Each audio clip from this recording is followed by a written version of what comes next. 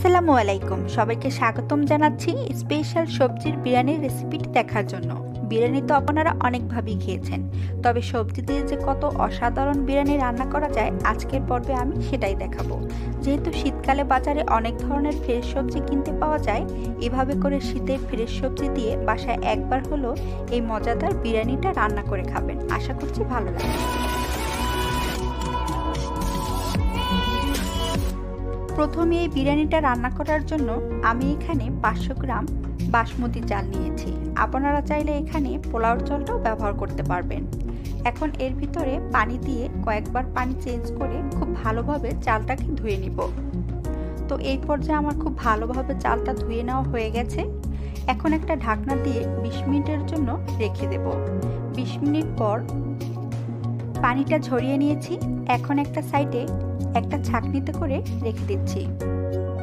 এখন একটা সসপ্যানে রান্নার রেগুলার তেল দিয়ে দিচ্ছি 1/3 কাপ, আর সাথে দিয়ে দিয়েছি 1/2 কাপ পেঁয়াজ কুচি। এখন এই পেঁয়াজটাকে খুব ভালোভাবে ভেজে নেব।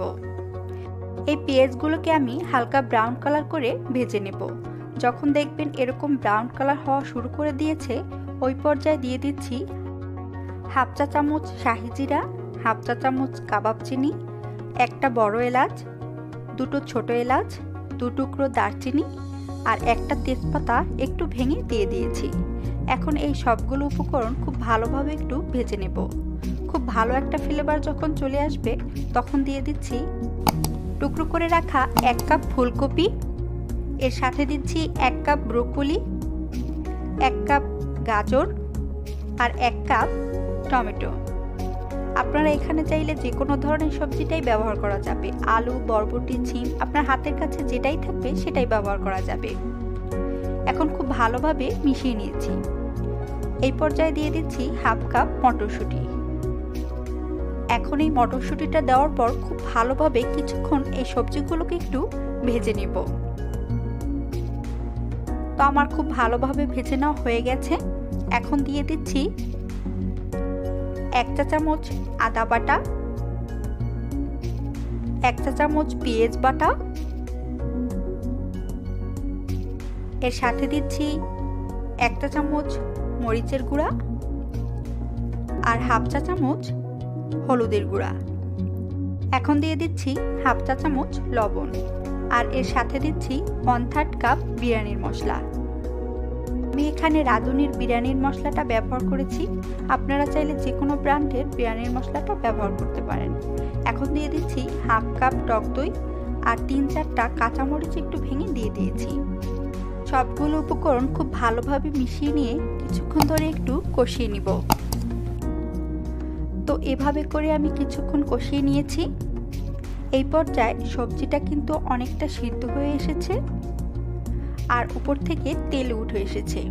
ঠিক এই পর্যায়ে দিয়ে দিচ্ছি আগে থেকে রেডি করে রাখা বাসমতি চাল, আর সাথে দিয়ে দিচ্ছি 1 চা চামচ লবণ।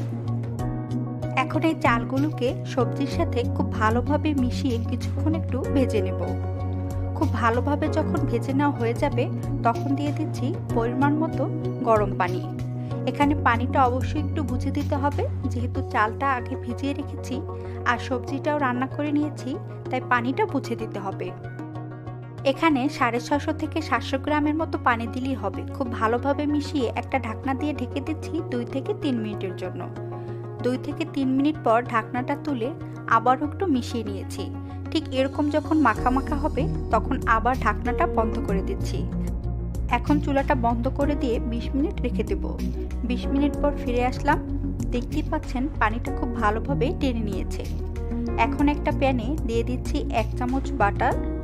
বাটারটা যখন গলে যাবে তখন দিয়ে দিচ্ছি কিছুটা কাঠবাদাম, পেস্তা বাদাম আর কিশমিশ একটু ছোট ছোট টুকরো করে কেটে দিয়ে দিয়েছি। এখন হালকা একটু ভেজে নেব। এখন এই বিরিয়ানির উপরে এই বাদাম আর কিশমিশের মিশ্রণটা দিয়ে দিয়েছি। এখন আমাদের সবজি বিরিয়ানিটা একদম রেডি। এখন একটা সার্ভিং ডিশে সার্ভ করে নিচ্ছি। আর আমি কিন্তু কোনো কিছু দিয়ে সাজিয়ে নিইনি, কারণ আমার কাছে মনে হয় এটা দেখতে এমনিতেই অনেক সুন্দর। এখন একটু কাছ থেকে দেখাচ্ছি। দেখেই নিশ্চয়ই বুঝতে পারছেন এটা কতটা লোভনীয় হয়েছে আর কতটা ইয়াম্মি হয়েছে। আর চালগুলো আর সবজিগুলো কিন্তু খুব প্রপারভাবে সিদ্ধ হয়েছে। আশা করছি আজকের সবজির বিরিয়ানির রেসিপিটি ভালো লেগেছে সবার কাছে। ভালো লেগে থাকলে লাইক, কমেন্টস এবং আমার চ্যানেলটি সাবস্ক্রাইব করে পাশে থাকা বেল আইকনটি ক্লিক করে রাখবেন। আর এতক্ষণ ধরে সবজির বিরিয়ানির রেসিপিটি দেখার জন্য সবাইকে অনেক ধন্যবাদ জানাচ্ছি। আল্লাহ হাফেজ।